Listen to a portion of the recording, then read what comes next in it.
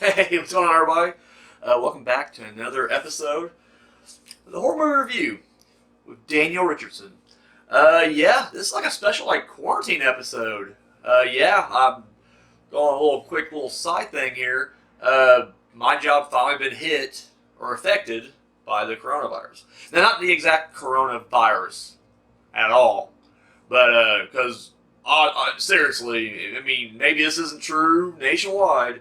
But from everybody I've talked to in our area that works factory jobs, they don't give a shit. Like, literally, you got definitely more than 10 people in a small confined area, and they're like, fuck it. Keep working until, they keep making this money. And I'm not dropping names, but, my factory the same way, they don't give a shit. They're like, keep going till you can't go anymore.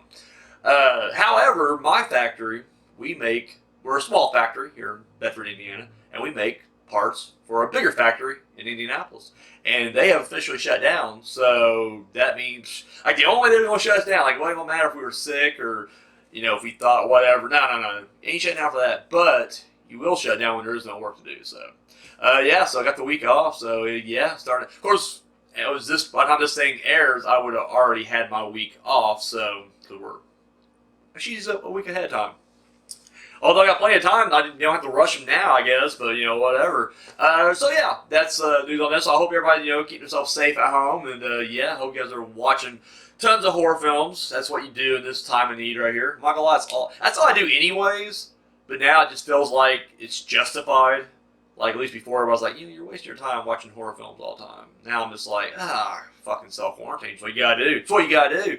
So, anyways, let's move right on now, guys. Tonight, we're going to get a little sleazy. You guys probably saw the title, what we're reviewing. You're thinking, what the fuck's that movie? But, we're on episode 12 right now. For the first 11 episodes, I have hit all the mainstream, big-type movies, recognizable ones. Tonight, we are doing Love Letters of a Portuguese Nun. Getting sleazy. We're going to get more on that later, though. Right now, let's get into some news. So this past week, they were talking about, so BladeDisgusting.com, they dropped an article, apparently about 7 or 8 different Leprechaun movies that could have been. For those who don't know, there's 8 Leprechaun movies. Alright, so you got the first 3, Leprechauns 1, 2, 3, and the 4th one takes place in space. Of course it does. And then 5 and 6 are Leprechauns in the Hood, and Back to the Hood. Not Back to the Hood, it's Back to the Hood. That's how it's spelled.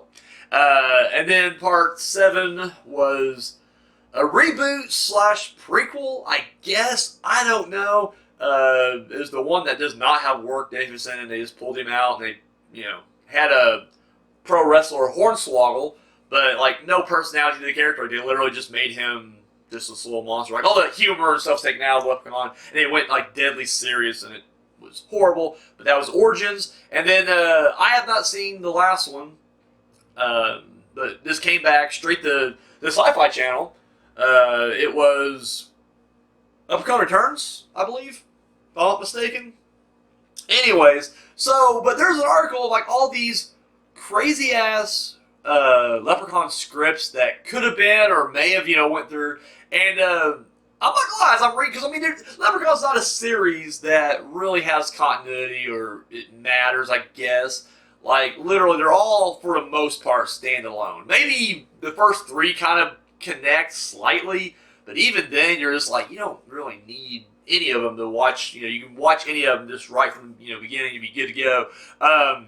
But some of the interesting ones, I ain't gonna go through the whole list with you, but I'll share some of the interesting ones.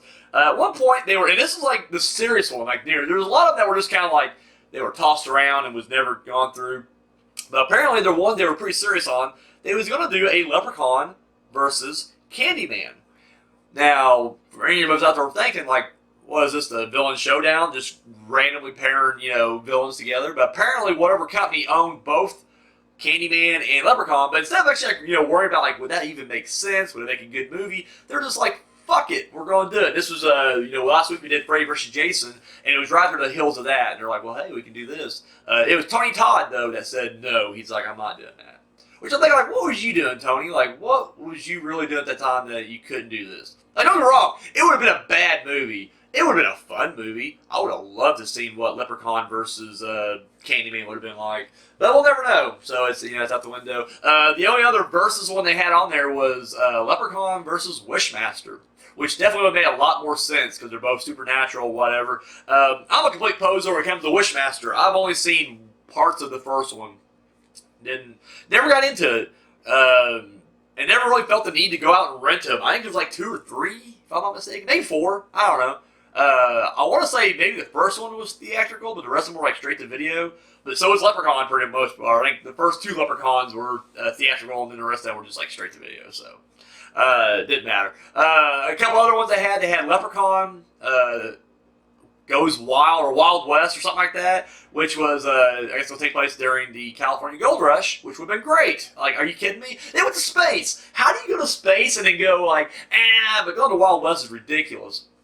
They did in Tremors. Tremors did a Western frontier type, prequel, and I thought it was all right. It wasn't great, but it wasn't bad either. And then they did one where the one idea is going to be that Leprechaun is going to.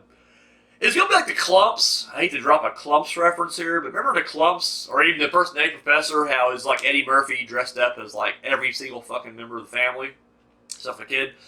Same thing, but with Warwick Davis as the Leprechaun family. And I was like, yeah, I mean, say what you want. I will not sit here and tell you guys like the Leprechaun series is a great series, because it's not. I mean, when I put my favorite franchises, it doesn't even crack top 10. Maybe top 20, maybe in the bottom. I need to do that someday, rank my franchises. But either way, Leprechaun is not a great series, but it's a fun series. I feel like to me, it feels like a Sharknado type thing. Like, Sharknado, people love it, but not for like the right reasons. It's because it's just dumb, fun entertainment. I feel the same way about Leprechaun movies. Like, not one of them is literally a legit good movie. The best one of the series is probably Part 1. And that's the only because like it's sort of horror, but after that it goes straight to comedy. Like every one of them is just goofy, but it's fun. They're fun to watch, and Warwick Davis is just great as the character. So, anyways, if you get a chance, I know you guys check out Bloody Disgusting too much, but an interesting little read right there. So, yeah. So I mentioned earlier, Corona's hitting big. Of course, by the time you guys watch this, we're going to be a week removed anyways. But it was this week that they finally announced that a lot of the major theaters have shut down.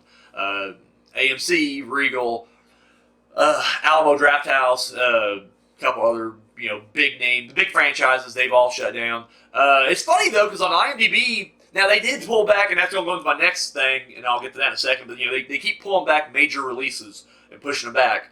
But it's like, there's still releases coming out, but it's just like, they're all very crappy. Like, it's funny, because, like, when it was like My Spy, and the Batista Little Girl movie, Quiet Place 2, obviously, Saint Maud, and I want to say there was another big one that came out this month. And but they've all been gone, but there's still releases showing up, but they all came in like under the radar, and they're just like, there's something like David Arquette Blade Runner movie. Now I'm not saying it's Blade Runner, I'm saying it's like a Blade Runner type movie. I don't know, it's like a futuristic, kind of like an Avatar meets Blade Runner. I don't know. It looks like something that's like straight to video or like on the Sci-Fi Channel. And it's getting like a theatrical release, because I guess they're thinking like, well, there's still a couple theaters out there that may still run, which I doubt, but you never know. I don't know what these small towns are going to do, like, the towns that literally get like 10 people on a Friday night anyway, so they're like, fuck it. But I know it's like TV movies are getting like a little theatrical window opening. Steven Universe, they did a movie for that on the Cartoon Network, and it's getting a theatrical release, and it's like, why? Could you not watch that on TV when it came out? I missed the boat on the Steven Universe thing. I know it's a big pop cultural phenomenon, but I didn't watch it, so I don't know fucking shit about it. But there was a bunch of a lot of animes that came over from Japan. They're being like released, like they're on the release date. I don't know if they're on the slate, but I don't know if they're actually being released or once again what theaters are actually playing it. But either way, just the fact that if you go through IMDb like their coming soon list and just see what the big movies that they have coming out like this weekend, it's like nothing. It's like, wow, these are like bad movies. It looks like a bunch of straight-to-video stuff that are like, oh shit, we got our chance. Put it up there. We can blame Corona for the bad ticket sales and not, the actual fact that these are shit films. But, no. Crazy time. I don't want to get controversial or weird like that, but it's like, I was around for 9/11, right? 9/11, you can't deny, it shook the world. It changed everything. It didn't stop anything, though. Like, seriously, living in Bedford, Indiana, my life was not really that affected overall. Still went to work, still got, I think the biggest thing was gas prices went up for a minute, and then they kind of settled back down, but then when they did the Iraq war, then they started going back up again. But, like, it was still like shit was going on as normal. Your regularly scheduled program. But, like, fucking Corona has stopped the world. Movie festivals, music festivals, gatherings, parades, parties, events, theaters, jobs, everything has just shut down. Every store we have gone to, for the most part, has just been chaotic. Now, I was kind of complaining last week about how, I was getting kind of rage-filled in the stores, and I could see why people flipped out. And I gotta say, this past weekend, it does seem like the attitude's a lot better. Just my experience anyways. It seems like whenever you go to the store, it's all wiped out. There ain't shit left. That may be part of it. Like the ones like, us that thought we were like, we'll wait until it's actually grocery day to go grocery shopping. Maybe we're just not naive, so we're just the nice ones anyways. But it really was a pleasant thing. Like, everybody was just being very cordial and polite and everything else. It did seem like, because in our town there's at least 4, I always forgot IGA. There's 5. We got 5 grocery stores here in this town. And but we went to 4 of them. Went to Walmart obviously first, and it was all ransacked. They did have toilet paper and they had milk, which was missing previously. Now, when I say they actually had all the milk. Like the milk was stocked. Toilet paper, they literally had a few shelves. It wasn't like it was completely stocked. But once again, I kept waiting for the scavengers to start picking through, and it really wasn't like that at all. And I mean, it was really kind of, like I said, it's kind of nice to see that even though we've gone through that horrible initial first wave of like people panicking and freaking out and stabbing each other inside supermarkets, it seems like right now a lot of that's kind of calmed down, at least right now, and people are pretty cordial. I had to go to 3-4 different stores. I finally found some chicken at the last store I went to. That's the only thing we needed. We just needed some more chicken, and couldn't find it anywhere. I mean, we was going back, fuck it, we'll just not eat chicken this week, but no, found it finally. But yeah, it's like I said, this is the first time in my lifetime that something has actually stopped everything. Like this is literally like it's funny because people my age, you had grandparents that was like that lived through the Depression, or maybe great grandparents, and you heard stories about crazy stuff like that. And like I said, really the only thing that we had, I mean, my generation alone, I'm speaking of, was just 9/11. That seemed to be like the big world-shattering thing. And even that, like, I just can't imagine any kid asking me, like, when I'm an old man, like, what was it like being through 9/11? I'll be like, it wasn't really much at all. I mean, TV was nuts. You didn't really have TV for a while, and, that was pretty much it. Every channel was just dominated with, the news about 9/11.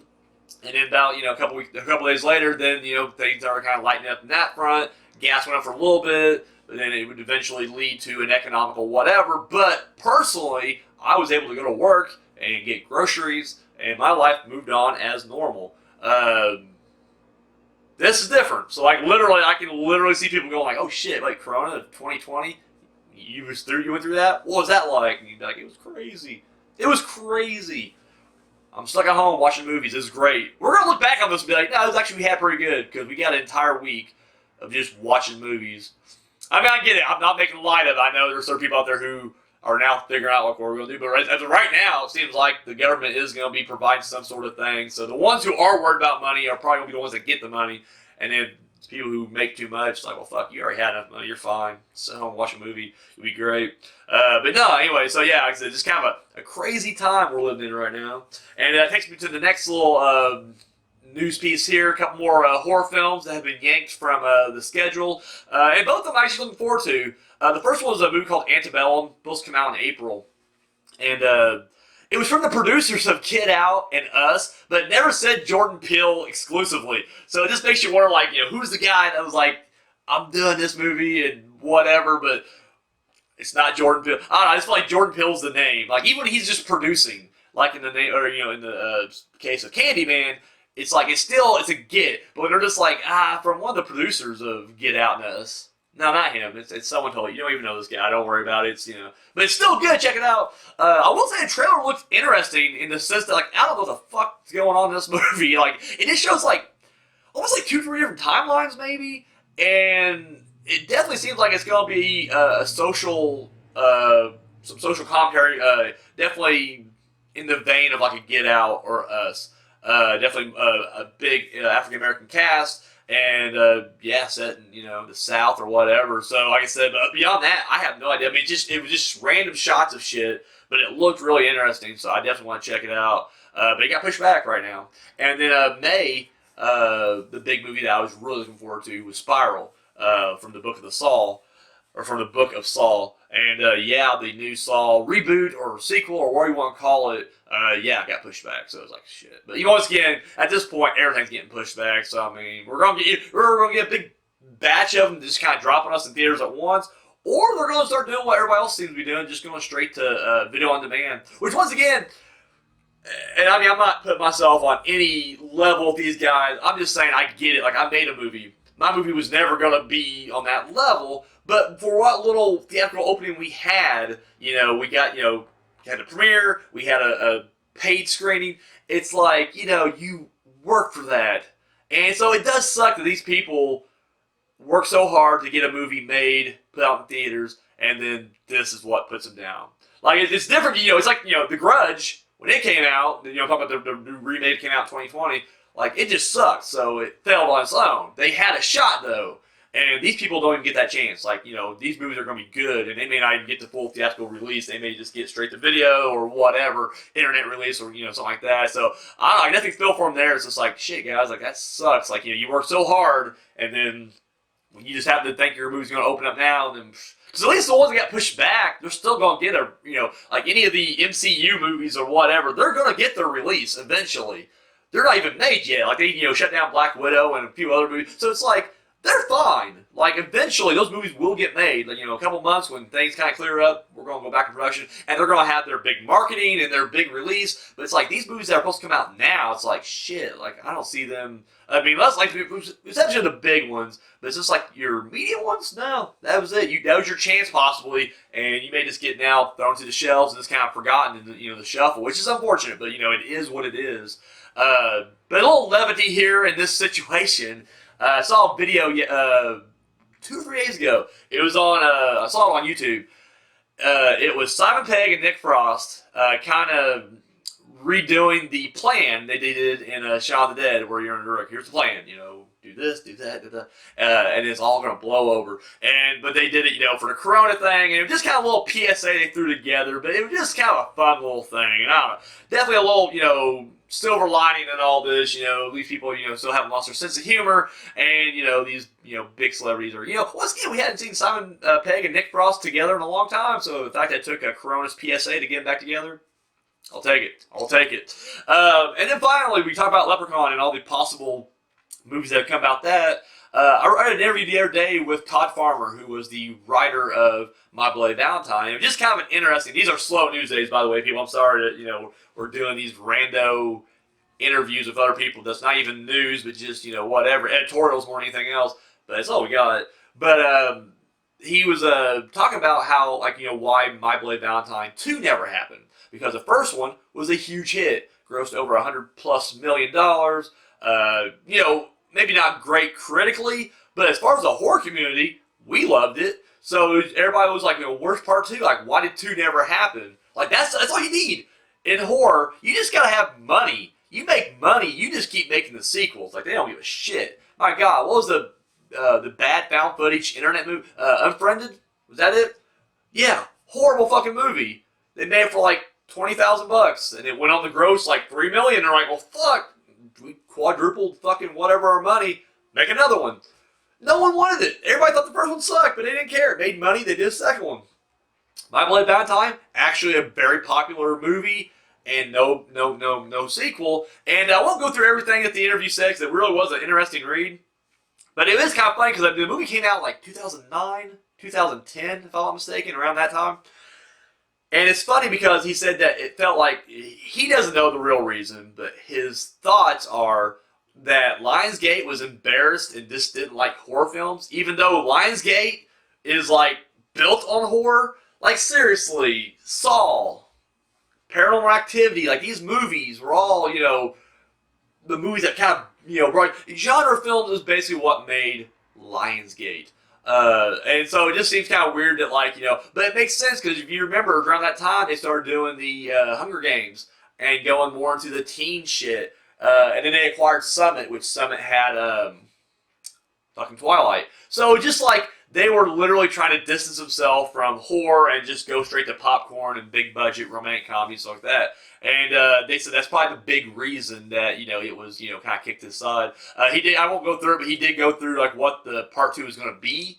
The storyline, and it seemed pretty good actually. Like I ain't gonna say like it was been a home run or anything, but it's like it seemed like I would have watched it if I always saw the trailer for what he was describing. I'm like, yeah, I'll check it out. Why not? But yeah, what could have been? We'll never know. But yeah, so that's it. That's all we got for the news this week. We're gonna move right on now to the villain showdown. So 2 weeks ago we had Annie Wilkes from Misery go up against Pinhead, and it was tied. And the rule's always been, I don't meddle until there's a tie, and then I'm the tiebreaker. And it was a tie, and my heart wanted to go Pinhead. My heart wanted to go Pinhead because logically, that's the fucking movie. That it wouldn't be much. It'd literally just be like your soul's mine, chains come out, rip her apart, movie over. It's not even a minute-long short. Film's over. But good friend of mine, good friend of the show. He was actually one of the producers of this movie right here. Andrew Beaver. He dropped the most ridiculous scenario, but it made me laugh so hard that I was like, fuck it. Like, that's the best thing I heard. A lot of people just kind of drop who they want to win, that's it. They just go, this person or that person. He's one of them that literally drops scenarios. Some people do. I'm sorry, I don't want to say about the ones that do. If you, the ones that do, thank you for doing it. But he always gives like a ridiculous, synopsis. And then, he gave me this whole story about how they met on Tinder, and they fall in love, and they get married and everything. But then she kills him. Axe takes him out, and then literally because he didn't, or because she didn't sign his prenup, she gets all his money. And that's how the movie ends. I'm just like, that's the most ridiculous thing. Like, hardcore horror fans would just be like losing their shit. It made me laugh. And I'm like, you know what? The fact that Annie Wilkes should not even have been in this quarterfinal match, like, she should have been taken out in the first round. She somehow keeps making it, and no one's voting against her yet. So I'm like, fuck it. I agree. Annie Wilkes goes to the Final Four. That's right. Annie Wilkes is in the Final Four. She will meet Michael Myers when we get to the semifinals right there. Holy shit, what a time to be alive, right? How crazy is that? So we're now moving on to our final quarterfinal match. That's right. It's Annabelle going up against Leatherface. Once again, what the fuck kind of combo is that? But I love it. We're not getting predictable matches. We're getting these wacky, crazy-ass matchups, and I'm loving it. So Annabelle, quick refresher, she's from the, I'm just going to say Conjuring verse. I mean, yes, she was, she debuted in the first Conjuring movie, and then, of course, she had her own spinoff, but then she also made an appearance in The Curse of La Llorona. I always butcher that name. I will never pronounce that properly. And I'm sure there's like Easter eggs that connects it with the nun and everything else as well. So it's like, it's a big part of the Conjuring verse. Once again, weaknesses. I guess you put it in a closet with crosses and Bible pages. It contains it, doesn't necessarily kill it, but I guess it kind of falls under any kind of powers and weaknesses of regular demons. Exorcisms and holy water will fucking put it down, but of course, its power is it's a fucking demon. That's it. That's a power. That should just be a power line. I shouldn't have to go into that. Like, literally has the power to possess and move shit around and freak you out and jump scare you and shit like that. Annabelle. We move down to Leatherface. Of course, he's from the Texas Chainsaw Massacre franchise. Weapon of choice. Fucking chainsaw. Strengths is, clearly his strength is his strength. He's, big power hulking guy. Got his chainsaw. Dude's just scary in general. Like, but his weakness is he's really stupid. Like, he's just really dumb. Like, really dumb. I feel like, you can probably outsmart him pretty easily. The fact that, like, Jason Voorhees got, like, outwitted by, like, the whole, like, I'm your mother, Jason, even though you literally saw, like, it didn't change her appearance. She just put a sweater on. That's all it was. Jenny put a sweater on. It's still Jenny. He was chasing Jenny. He chased her into the shack. He goes in there, and she's wearing the sweater, and he's just like, okay, that's Mom. It's like, what? What? And I still feel that even with all that, Jason is still more intelligent than Leatherface. So, I don't know. So anyways, Annabelle versus Leatherface. How's that go down? I mean, does the demon just make short work of this guy, or is Leatherface just so dumb? Like, maybe he's too dumb to possess. Maybe, like, whenever the demon enters his soul and tries to possess him, it can't even function it right. It's like, holy shit, these controls are completely off. And he just gets back out, and then he just chainsaws up the doll. Who knows? That's up to you guys. Cast your votes down below. Let me know who you think wins between Annabelle and Leatherface, and see who will join either Candyman or Chucky in the main event. Or, sorry, in the semifinals. Yes, Final Fours, we're taking shape right now, and I'm loving it. So, yeah, get your votes in. So now we're going to move on now to the main event. We're going to do our movie, Love Letters of the Portuguese Nun, from 1977. Okay, so you're thinking, like, what the hell, Daniel? Like, why did you choose this movie? And like I said, I mentioned earlier, we've been hitting a lot of the big heavyweights, been hitting a lot of the, the big franchises, both from yesteryear and today. We've been hitting them all, and from all the different subgenres. I've been, doing slashers and supernatural and, possession and whatever. And decided, you know what, we got to do something. We got to shake it up a little bit. God damn it, Corona's out there. And came across this movie, and I was like, why the fuck not? I don't know if you guys are familiar with nunsploitation, but, in the world of exploitation films, there are multiple subgenres. Nazi exploitation, women in chains or women behind bars type movies, women in prison films, rape revenge, biker films. There's a lot of exploitations as well. I mentioned, Nazi exploitation. We also got the Lee exploitation or Bruce exploitation, but I like Lee exploitation better. When Bruce Lee died, a big bunch of films came up in China where, like, everybody was trying to solve the murder or the mysterious death of Bruce Lee, and so you had all these like Bruce Lee like doubles.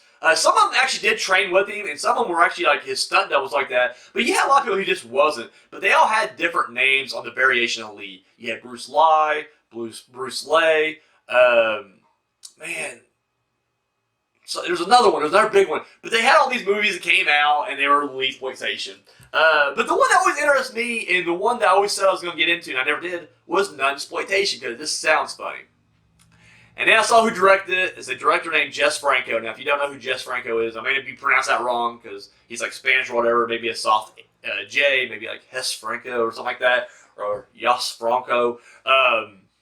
Dude just, he's all about tits. Like, the dude just loves sleazy. He did a lot of the women in prison type films. The dude just, he's all about just gratuitous nudity and violence. He'll do the violence as well, but he's definitely more of the sleazy type guy. I'm pretty sure he even did a few Nazi exploitation. The dude has done like over 300 films. Like, he's that guy. He's that guy who will literally just shoot a film over the weekend, move on to another. Like, he's very prolific, and he just kept working forever. Like, the dude, I think he finally passed away like in the 2000s sometime. I may be wrong. He may still be alive, cranking out movies right now, but I want to say I'm pretty sure he died. But he was making movies up until then. He just kept making them. And, they vary in quality. So, some of them are just like really, and some of them are, good. So, Love Letters of a Portuguese Nun. The basic plot of it is, it's a young girl of 15 who gets forced into this convent. Thing is, all the nuns and the preacher that is in this convent, they're actually Satanists. Whoa, didn't see that coming, did you? And yes, during film. She is, she's tortured, she's raped, she's her virginity is sacrificed to Satan. Yes, it's all planned to, to, I guess, usher in the Antichrist. And anyways, during all her attempts to escape and get out, she's constantly being brought back, until the end. She does get captured by the Inquisition, and when they got her, it's going to be death, fire at the stake, However, good finally does prevail. So I was excited to see this movie. I don't know what I was expecting. I knew I was going to see a lot of flesh and a lot of ridiculous bad acting, and probably some crazy violence as well. Because when you read the plot, you're like, oh wow, okay. And it had a little bit of violence, not a lot. I definitely could have went with a little bit more violence with the sex. Definitely had a lot of sex. Yeah, he did not skimp on that. So, like I said, my first nunsploitation film, but this really does. This is very reminiscent of every woman in prison movie I've ever seen, and every. Now I know there's probably a handful. I haven't seen a lot of them, but all the Nazi exploitation films I've seen, they all follow the same formula. In fact, this movie is the same as those two. It's just a different setting. One set in a convent, one set in a prison, one set in a concentration camp. Same plot. Young girl who shouldn't be there is wrongfully taken in, and then turns out that the guards or nuns or the soldiers are all depraved fucking psychopaths, and lots of forced lesbianism and rape, and then this sadism, just torture for the fuck of it, and all done with lots of softcore scenes. I will say right now, if you're not a fan of softcore pornography, probably stay away from this one. This is, nothing hardcore, but it's definitely the kind of stuff you would see on Cinemax. Well, except, with the torture thrown in. Like, Cinemax is usually just pretty light. They're just like, yeah, softcore, that's it. Even their women in prison films were very light on the violence. But this is definitely the R-rated version of that, so we get a lot, some violence and some heavy themes in this. So yeah, the basic plot of it starts off, this young girl who's 15 is out in the fields with this young 17-year-old, and this priest catches him. And of course, they're about to, do something sinful, and he, intervenes. And of course, you find out that the boy, is in love with this girl. And of course, he lies and says they were planning on getting married, which they weren't. But he was going to propose to her. And, he says he wasn't going to, push it any further than that. I think they would have definitely banged, given the chance.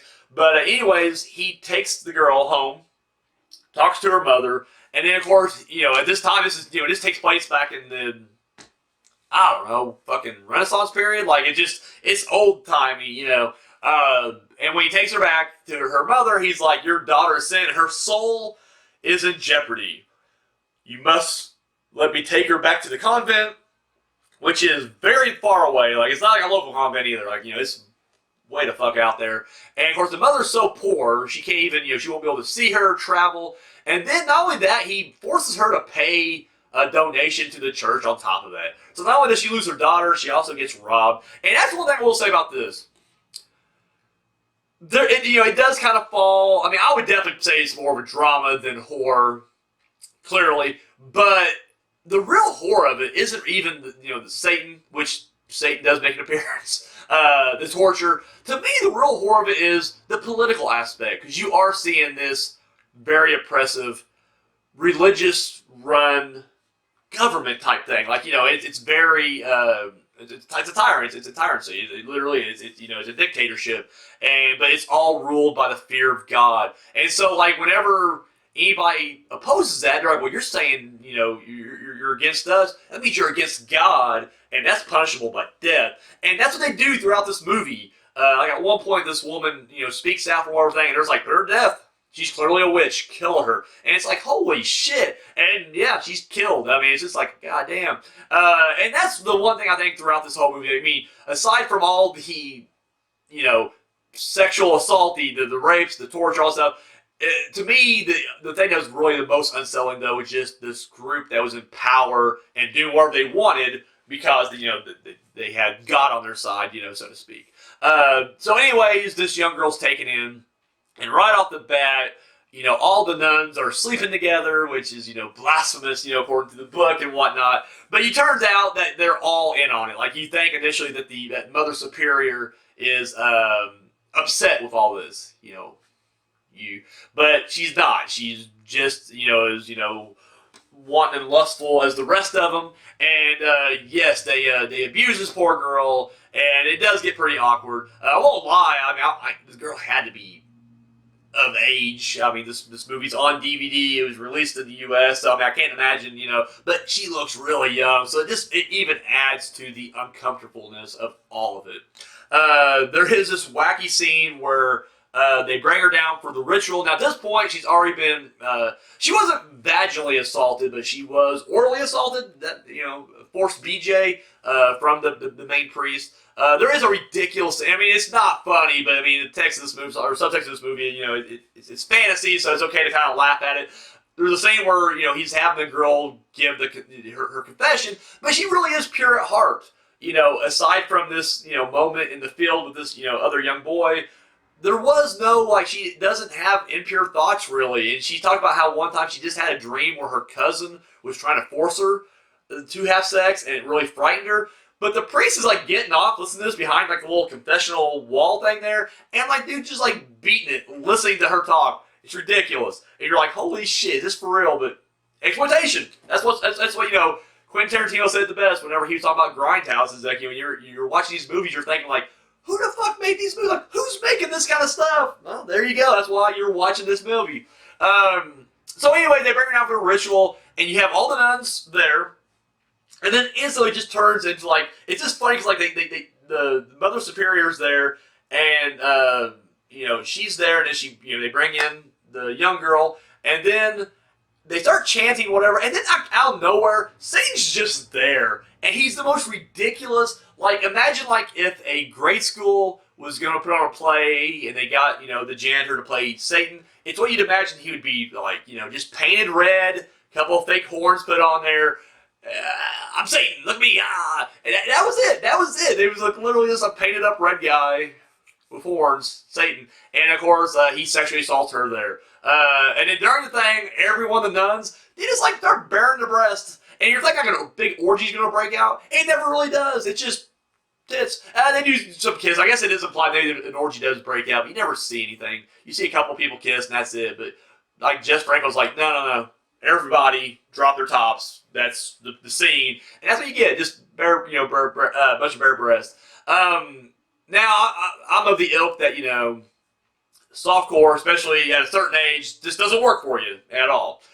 So there are a couple scenes of just softcore sex between the nuns that goes on for way too long. You're thinking yeah, I'm not beating it to it, so this is this kind of a pointless, boring thing. And I will say, after the ritual, the movie does dramatically slow down. It just drops.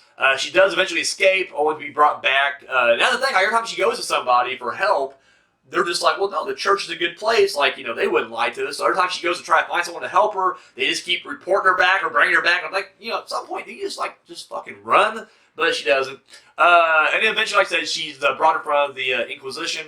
And of course, they're going to kill her. They're just nope, that's it. She clearly, and she even says and once again, it's all phrasing, but she literally, instead of just saying I'm innocent, they trapped me into this. She's no, I'm guilty. I did, I have, sold my soul to Satan. I have become, Satan's bitch or whatever. And, this is all true. So they're yes, you're guilty, death by punishment. But then she's just but it's not just me, Mother Superior and the Father. They're both in on it. And of course they're nonsense. But it is a funny moment where they do talk about how they're going to put him into a trial.